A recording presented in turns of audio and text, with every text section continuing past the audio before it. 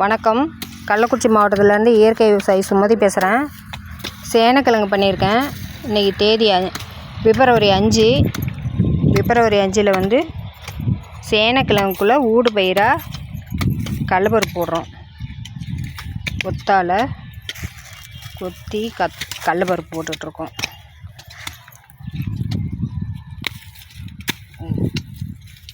இங்கே போட்டு நில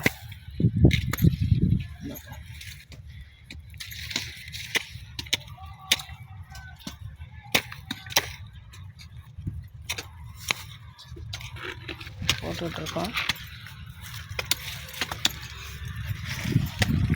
இது வந்து 3 மாதம் ஆகும். 3 மாதம் கழித்து தான் கடலை வந்ததுக்கப்புறம் கடலை பிடுங்கிட்டு அப்புறம்தான் சேனக்கிழங்கு வெட்டணும். கேவிகேயில் கொடுத்த கடலக்காய் அதை தான் இப்போ கொத்தி போட்டுட்ருக்கோம்.